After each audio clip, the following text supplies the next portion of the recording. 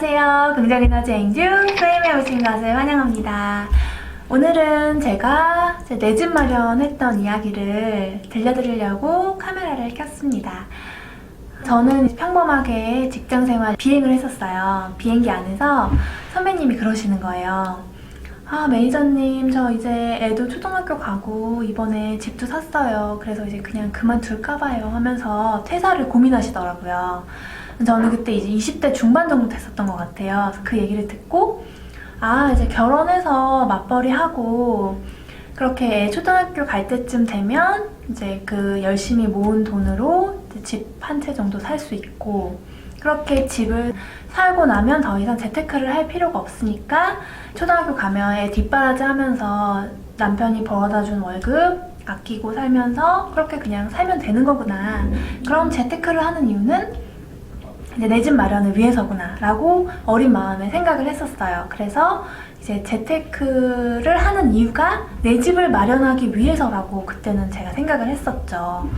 그렇게 이제 결혼을 하게 됐고 전세로 시작을 했는데, 전세를 살다가 이제 2년 정도 지나니까 전세금을 엄청 많이 올려달라고 하더라고요. 제가 처음에 살았던 아파트가 5단지까지 있는 3,000세대 정도가 있는 아파트였어요. 그래서 그때 당시 입주가 너무 많았기 때문에 전세금이 되게 쌌던 거예요. 그래서 새 아파트고 되게 넓은 평수였는데 저렴한 가격에 전세를 들어갈 수가 있었거든요.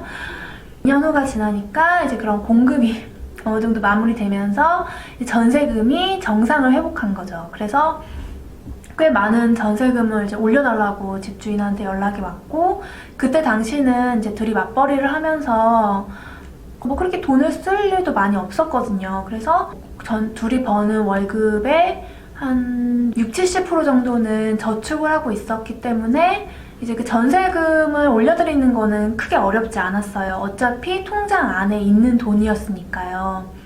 그래서 이거 전세금 올려주고 이사 가기 싫으니까 그냥 여기서 살면 되겠다라고 이제 생각하고 있었는데, 그때가 2014년도였거든요.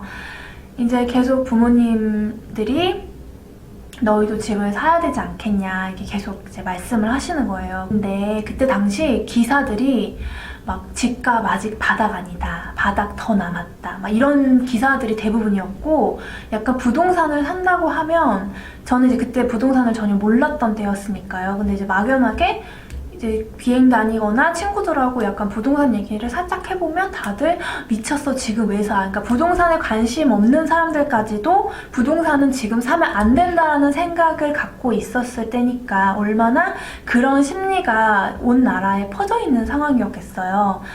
그래서 저희도 전세금은 어쨌든 우리 돈이고 전세금이 까일 일은 없는데 집을 사면 집값이 떨어진다는데 집을 도대체 왜 사? 이러면서 그냥 전세 연장을 하자 막 이런 이제 둘이 의견을 나눴는데, 이제 저희 이제 부모님께서 하셨던 말씀 중에 하나가, 너네가 계속 그렇게 전세금만 올려주고 살다 보면 돈 벌어서 집주인 좋은 일만 시킨다. 저희 부모님이 그렇게 부동산을 잘 아시는 분은 아니시거든요. 근데 왜 그때 그런 말씀을 하셨는지 모르겠어요. 그래서 집값이 떨어진다 해도 주거 안정을 위해서 하루라도 빨리 내 집 마련을 하는 게 낫다. 그러니까 빨리 알아봐라 얘기를 자꾸 이제 푸시를 하셔가지고 약간 등 떠밀려가지고 이제 집을 알아보게 됐어요. 근데 이제 그때 당시 저는 부동산도 잘 몰랐고 관심도 없었고 대출은 죄악이다라는 생각을 가지고 있었기 때문에 이제 제가 예산을 세워봤을 거 아니에요. 그래서 이 돈으로 이제 어디를 할 수 있는지를 알아봤고, 일단 직주 근접도 굉장히 중요하게 생각했고 한 반경 5km 이내에서만 알아봤던 것 같아요. 그렇게 내가 가진 돈에 맞고 이제 그 지역도 내가 지금 살고 있는 지역에서 5km 반경 안에서만 알아봤더니 이제 마음이 가는 이제 집이 몇 개 나왔어요. 그래서 이제 가봤는데 새 아파트고 또 되게 넓고 쾌적하고 가격도 저렴하고 이래서 마음이 갔는데, 이제 계약하려고 딱 갔는데 비행기 이렇게 배가 보이는 거예요. 저는 이제 비행기를 타고 다녔던 사람이기 때문에 그렇게 비행기 소음이나 뭐 비행기가 보이는 거에 대해서 큰 거부감은 없었지만, 뭔가 나는 괜찮은데 내가 나중에 이 집을 팔 때 내 집을 살 사람이 왔을 때 이 비행기 배를 보면 약간 도망가겠다라는 생각이 들더라고요. 그래서 그 집을 계약하지 않았고, 그렇게 알아보다 보니까 몇 번 시행착오를 겪으면서 손품과 발품을 팔게 된 거죠. 근데 손품과 발품을 팔면 팔수록 더 좋은 게 보이는 거예요. 그러니까 저는 이것만 이제 찾다가 조금씩 이제 발걸음을 늘려나가 봤거든요. 근데 발걸음을 늘려나가 볼수록 내가 모르던 또 더 좋은 집이 있네? 더 좋은 집이 있네? 더 좋은 집이 있네? 이러면서 점점 더 좋은 게 보이더라고요. 근데 이제 결국은 제가 가진 돈에 딱 맞는 크기의 집을 사야 됐기 때문에 이제 어느 정도 가다가 거기서 멈췄어요. 그래서 이제 결국은 이제 재개발 아파트 입주권을 사게 됐는데요.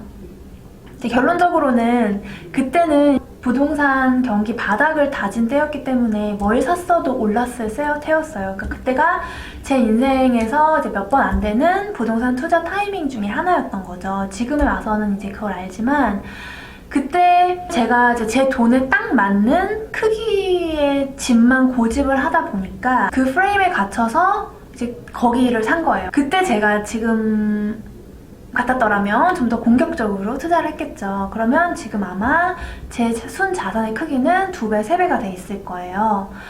그래서 제가 내 집 마련을 하고 싶어 하시는 분들에게 드리고 싶은 이야기는요.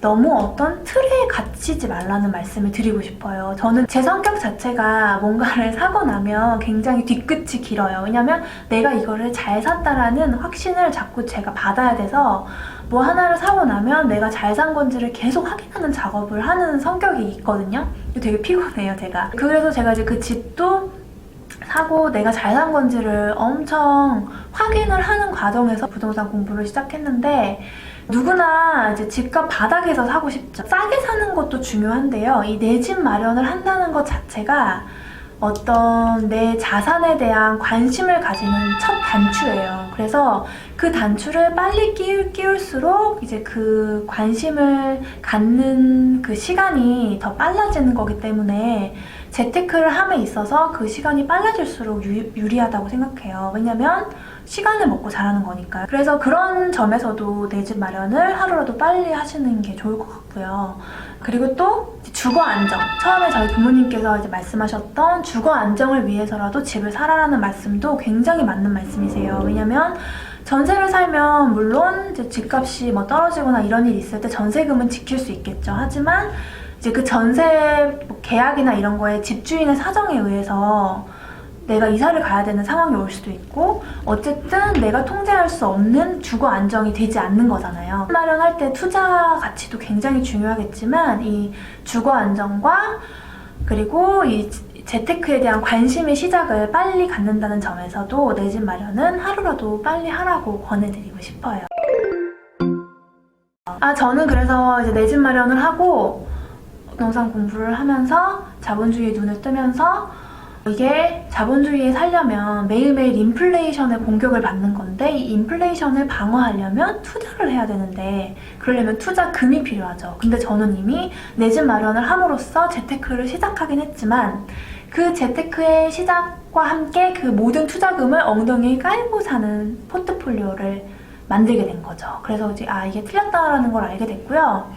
제가 처음에 내 집 마련을 하는 게 재테크의 종착점이라고 생각했다고 말씀드렸잖아요. 근데 내 집 마련을 해보니까 이게 재테크의 종착점이 아닌 시작이더라고요. 그래서 이 내 집 마련은 재테크의 시작일 뿐이고 하루라도 빨리 투자를 해야겠다라는 생각을 하게 됐고 투자를 하기 위해서 어떻게 하면 내가 이 엉덩이에 다 깔고 앉아있는 이 순 자산을 투자금으로 만들 수 있을까를 고민했고 그 과정에서 이제 저는 순 자산의 한 30% 정도가 내가 거주 비용으로 지출해도 되는 적정 비용이라는 결론을 내렸고 그렇게 해서 나머지 70% 정도는 일할 수 있게 만들기 위한 고민을 많이 해서 그래서 제가 아파트에 살다가 상가주택 리모델링해서 이제 상가주택에 여러 가구 중에 한 가구에 살면서 전세금을 줄임으로써 나머지 돈은 일하게 만든 시스템도 만들었고 또 그 외에도 결국은 투자를 해서